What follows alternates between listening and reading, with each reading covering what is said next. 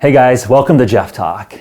This will be a new series where it will be me, Jeffrey Wu, and I'll be talking to you about what I've found thought-provoking and interesting and useful in the areas of human performance, metabolic health and nutrition, biohacking and tech, and even philosophy. These topics will often cover recent news and developments, so use this series as a resource for being in the know. In this episode, we're going to talk about three topics: sunscreen, vegan meat replacements like Beyond Meat, and the rising trend of sober curious. We're entering summer season, and this week in my hometown of San Francisco, we've been hitting the high 90 degree Fahrenheit. And for those of you that live in the Bay Area, you know that this is ridiculously hot for San Francisco. SF isn't like the rest of California, and most homes here don't have air conditioning. When you're thinking about summer, you're probably thinking about sun, you're probably thinking about the beach, and maybe you're lucky enough to have a vacation in store. And then you probably think sunscreen. And that's very sensible, as ultraviolet exposure and the risk of skin cancer is very real. However, if you've been following this channel or my personal Instagram, you do know that I've been thinking a lot about how humans have evolved and lived under full spectrum sunlight for thousands of years, and how that light exposure has really gone away in today's modern urban lifestyle, where we're constantly indoors in our homes or in our office spaces. Over 200,000 years of Homo sapiens have essentially lived and worked their entire lives outdoors, and only until the Industrial Revolution with indoor inside factories did more and more of us start living most of our days inside and away from the sun. Of course, there's broad swaths of science and evidence behind the value of some sun exposure for vitamin D, mood,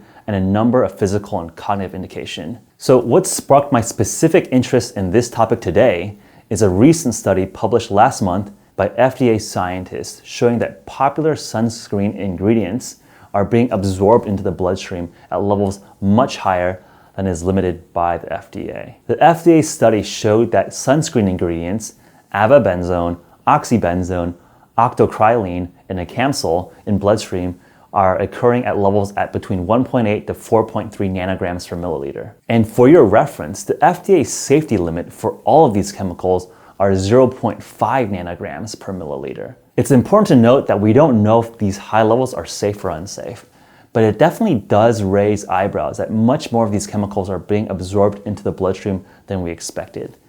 FDA is still taking feedback and comments as they digest these findings. What do we take away from this?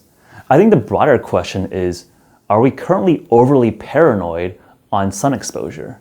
The American Academy of Dermatology has a very conservative opinion on sun exposure. Because ultraviolet rays from the sun and tanning beds can cause skin cancer, the American Academy of Dermatology does not recommend getting vitamin D from sun exposure or indoor tanning. Other countries' dermatologists are much more sanguine on the value of getting sun exposure. For example, Cancer Council Australia's official position paper states a balance is required between excessive sun exposure, which increases the risk of skin cancer, and enough sun exposure to maintain adequate vitamin D levels. It should be noted that the benefits of sun exposure may extend beyond the production of vitamin D. Other potential benefits of sun exposure include reduction in blood pressure, suppression of autoimmune disease, and improvements in mood.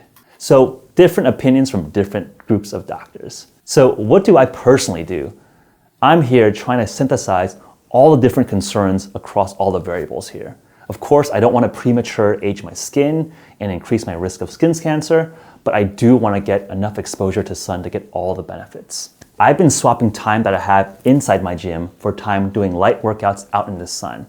So right now I try to get about 30 minutes of exercise and stretching on my roof in the sun every single day. I also try to take walking meetings, and I'll be rolling up my sleeves, and I tend to opt for outside meetings at different coffee shops or meals or meeting places versus sitting indoors. However, I'm still sensible when I expect long direct sun exposure. For example, I'll put on sunscreen if I expect to be out in direct sun for over 1 hour. So if I'm on the beach or playing tennis, I'll be using sunscreen. And when I do buy sunscreen, I now look for sunscreens that use titanium dioxide or zinc oxide as their primary ingredients.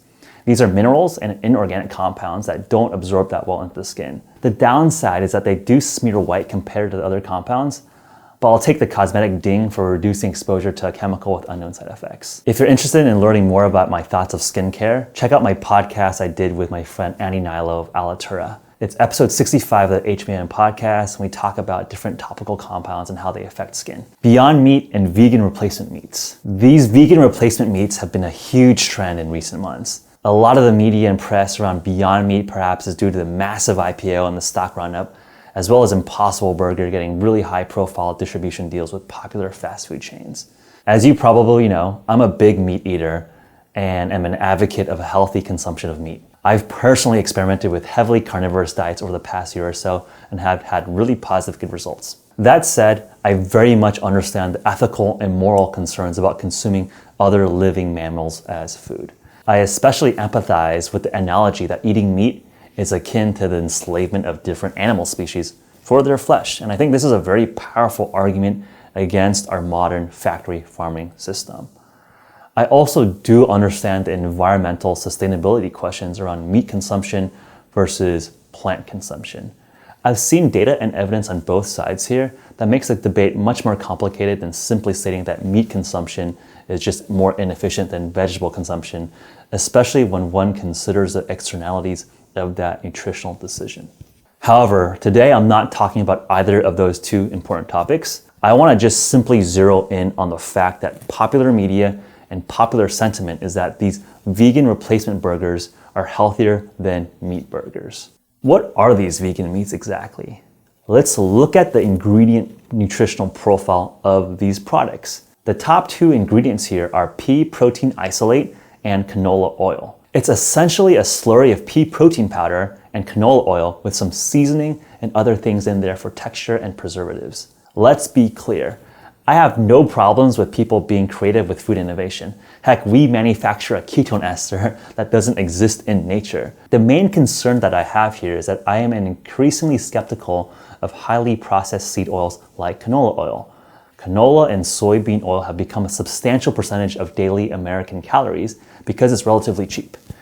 And the problem is that seed oils tend to have a poor ratio between omega-3, which we want more of, and omega-6, which we want less of. My overall opinion here is that I think people should look at these vegan meat replacements like how people view a chicken McNugget. No one studied this yet, but I'd put a bet down that a randomized controlled trial between a beef burger versus a vegan fake meat burger, the folks eating that real beef would have better health biomarker outcomes. Sober curious. CNN wrote an article last week on June 8th about the increasing adoption of a sober curious culture. CNN reports that alcohol sales are now declining and that different investors and brands are starting to make low alcohol or no alcohol drinks. They talked to my friend Justin Kahn, who used to drink 2 to 3 drinks every single day. And now recently he decided to go completely sober. I'm personally very happy to see more and more people opt out of the drinking culture.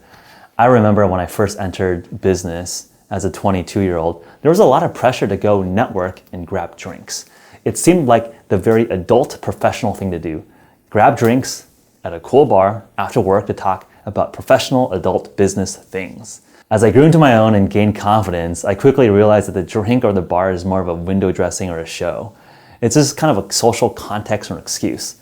Just like grabbing coffee for a day meeting is an excuse to meet, the same thing with grabbing a drink at a bar. You don't want to spend too long with them, so you don't want to do dinner, so you choose drinks. Is there a better alternative? Don't get me wrong, I like a good drink at a good party on occasion.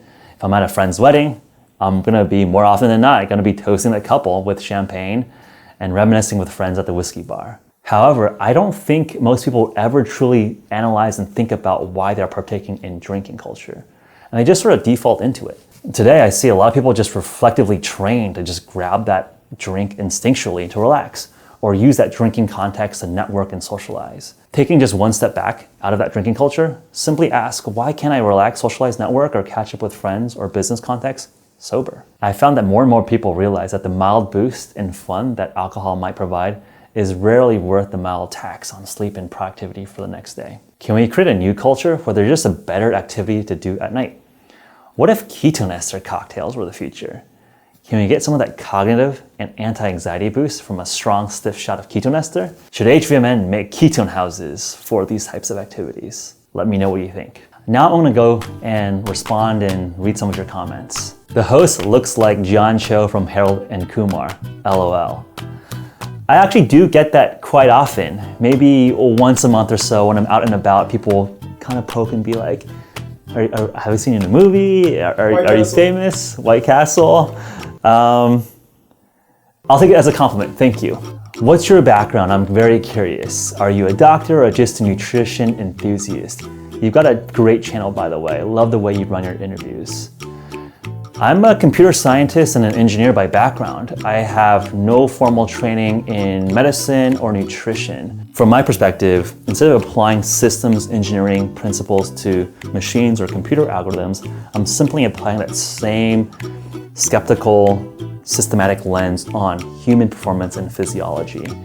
And I'm a big believer in being able to learn and teach yourself by reading, talking to experts, and really learning from the best in the world. And I think with technology like YouTube, you can learn literally from the best people in the world. I think on the caveat side, I'm not a doctor, not giving medical advice, but that doesn't say you can't be empowered to really learn the fundamentals and get your own strong opinions. And I think ultimately, what is science? Science is not argument to authority.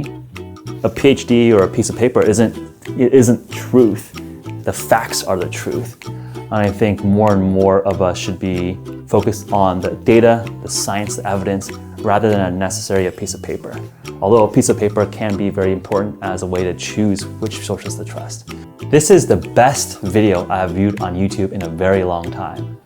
Thank you for this. The keto diet cured my diabetes and I lost 50 plus pounds. Before this diet, I was all vegan and my health continued to diminish. I too am hammering everyone over the head with this info. The food pyramid is a total lie. Well, thank you for the very kind compliments. Look, I think the food pyramid is misguided. I don't know if I'm in the conspiracy theory where the food pyramid dictators are trying to kill everyone. But I agree with you. The food pyramid needs to be fixed, and I hope the new science and the new data will help us get there. And then Zil mentioned the vegan point that I should probably reference and speak to as well. I think vegan is a moral, ethical choice and not a personal health choice. And I think people need to just disambiguate and separate out those arguments. I think, again, there's a good moral, ethical, potentially environmental story of why being vegan or plant-based is good. But I think that is very, very distinct from the data and evidence on how being vegan is good for you, specifically as a human. And for me right now, I want to be prioritizing my health and my performance, and therefore the data and evidence around being meat-driven or consuming enough ample meat is very, very important for that optimal health and performance. And I think in this anecdote, in this comment, absolutely, I think people that are going vegan and not doing the right amount of supplementation, all the work you need to do to get vegan right, very, very risky for health. Before we wrap up, I have some really great news for the HVMN YouTube channel. We just crossed our 1 millionth play, and we're close to hitting 20,000 subscribers. That's really freaking exciting, and thank you so much for the support. To celebrate your support of our channel, we're gonna be doing a massive giveaway for when we hit 20,000 subscribers. When we hit 20,000 subscribers, we're gonna give away a 12-pack of HVMN ketone ester and a full set of NutriBox, the full HVMN package. We appreciate the support, and the faster we get there, the faster we give away some awesome product. This is it for the first episode of Geoff Talk. If you enjoyed this video or have any questions, please let me know by commenting below and hitting that like button. Keep up that self-experimentation, eat real food, and strive to be the best human you can be.